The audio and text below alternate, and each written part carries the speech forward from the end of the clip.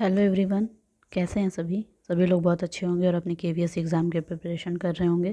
तो आज हम लेके आए हैं साइकोलॉजी के क्वेश्चन, जो हम लोग साइकोलॉजी के क्वेश्चन को करेंगे एक टेस्ट के रूप में। ये देखना है कि आप लोग कितने प्रिपेयर है एग्ज़ाम के लिए और कितने नहीं।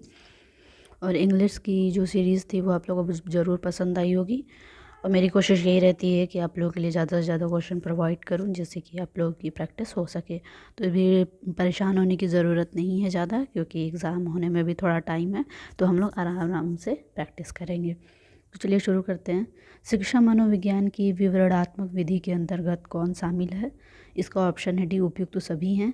विवरणात्मक मतलब ही होता है किसी चीज़ को एक विस्तृत रूप में लिखना। जीवन इतिहास विधि, विकासात्मक विधि, तुलनात्मक विधि, ये तीनों चीज़ें आएंगी, तो इसका ऑप्शन डी है, उपयुक्त सभी में। ओके, नेक्स्ट है, किस शिक्षा शास्त्री ने शैशवावस्था को सीखने का आदर्श काल माना है?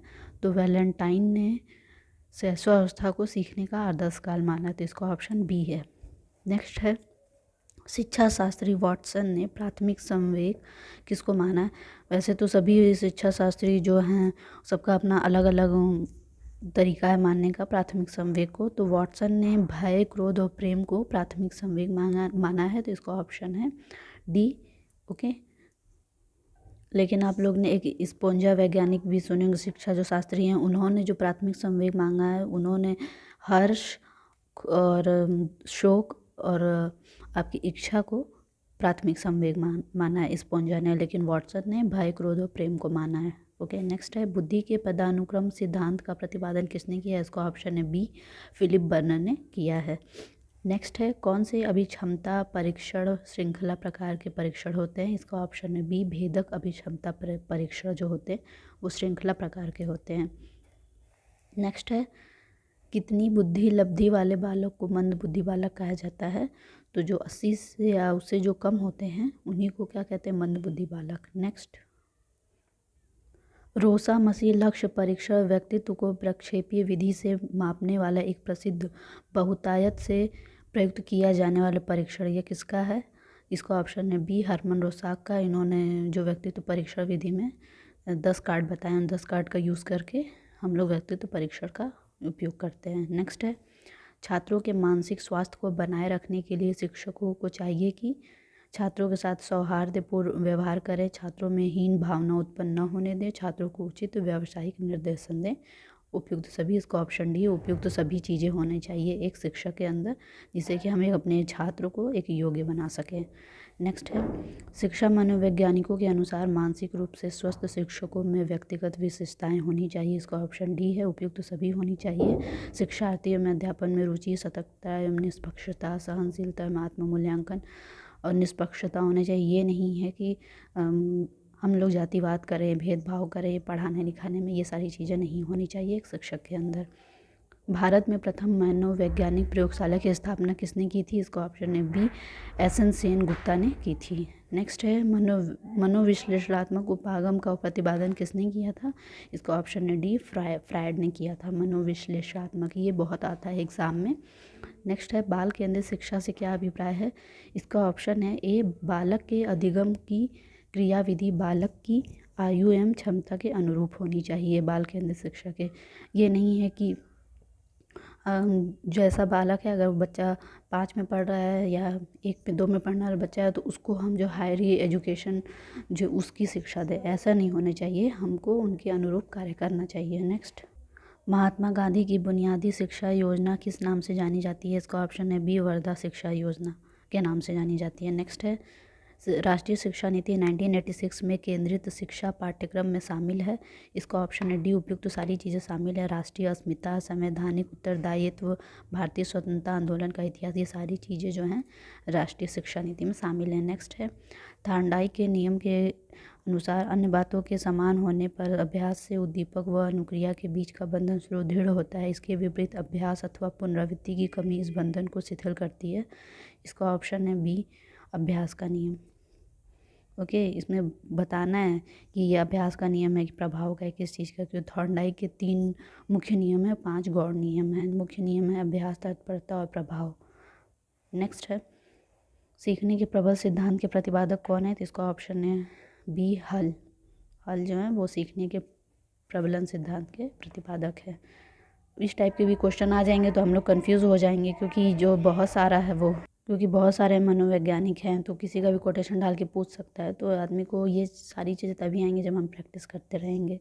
अंतर्भूत अभिप्रेरणा का आशय यह है कि छात्र, इसका ऑप्शन है डी, ज्ञान की वृद्धि के लिए लगन से पढ़ाई करता है। नेक्स्ट है, बुद्धि परीक्षणों को उनके परिणामों के आधार पर बांटा गया है। इसका ऑप्शन है सी, आयु एवं बुद्धि मापदंड के अनुसार। नेक्स्ट, बुद्धि मापन के आधुनिक युग का प्रवर्तक माना गया है। इसका ऑप्शन है बी, अल्फ्रेड बिने को माना गया है। नेक्स्ट है, ये सारे इस टाइप के जो क्वेश्चन होते हैं वो डायरेक्ट आपको एग्जाम में ऐसे के ऐसे मिलेंगे। एरिक एरिक्सन ने इदम अहम परा अहम में किसके विकास एवं उसके कार्यों पर अधिक जोर दिया है। इसका ऑप्शन है सी, अहम पर उन्होंने ज़्यादा जोर दिया एरिक एरिक्सन ने। नेक्स्ट है, बालक अंतर्बोध परीक्षण की रचना 3 वर्ष से लेकर 10 वर्ष की आयु के बालकों के व्यक्तित्व मापन हेतु किस शिक्षा शास्त्री ने तैयार किया है। इसका ऑप्शन है लियोपोल्ड बैलेक ने तैयार किया है अंतर्बोध परीक्षण।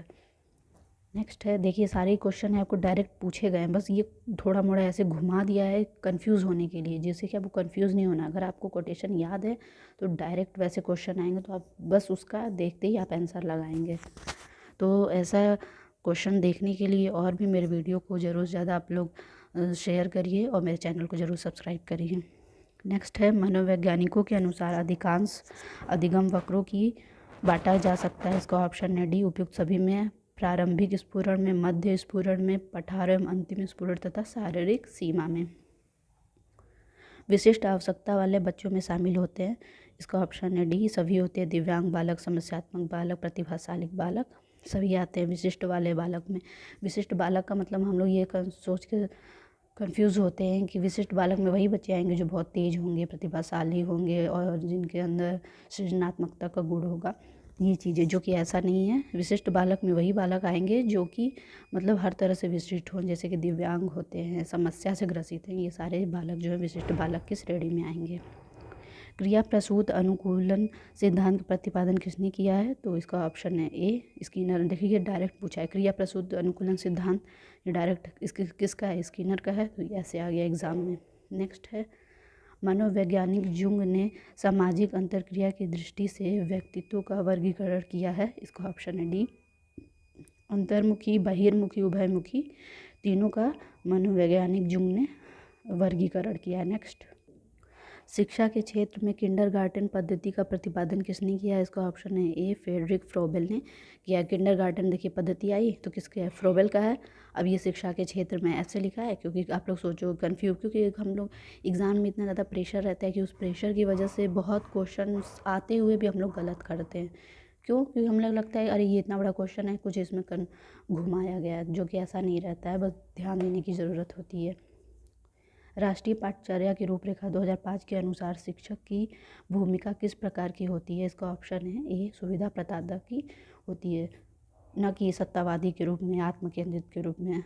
शिक्षक एक सुविधा प्रदाता होता है, जिससे कि बच्चों को कोई भी परेशानी है, क्या समस्याएं हैं, तो वो उनको समझ के देख के उनका तुरंत समाधान कर सके। नेक्स्ट है, 18 वर्ष का बालक बुद्धि लब्धि परीक्षण में 80 अंक प्राप्त करता है, उसकी मानसिक आयु कितनी होगी। इसका ऑप्शन है डी, 14.6 होगी। इसको हम लोग निकालेंगे, IQ इक्वल टू क्या होता है, मानसिक आयु बटे में वास्तविक आयु इंटू 100 करते हैं तो यह आ जाएगा। नेक्स्ट है, प्राथमिक स्तर पर बच्चों में भाषा कौशल का विकास किस क्रम में होना चाहिए। तो भाषा कौशल कितने, 4 हैं, सुनना, बोलना, पढ़ना, लिखना। अब इसमें से नाम दिया है, ऐसे बोलेगा डायरेक्ट भाषा कौशल कितने हैं, तो 4 हैं। ओके, नेक्स्ट है, डिस्ग्राफिया किस प्रकार की अधिगम क्षमता है। इसका ऑप्शन है ए, लेखन संबंधी डिस्ग्राफिया। तो ये हैं पूरे आपके कितने 30 क्वेश्चन हैं साइकोलॉजी के। तो कैसे लगे ये आपके सर ज़रूर बताइएगा, और भी कोई वीडियो आएगी तो आप लोग आराम से अपनी प्रैक्टिस करते जाइए, घबराने की बिल्कुल ज़रूरत नहीं है। और मेरे वीडियो पे आपको सारे सब्जेक्ट का प्रैक्टिस मिलेगा। तो चलिए फिर मिलते हैं नेक्स्ट डे नेक्स्ट प्रैक्टिस के साथ। Thank you.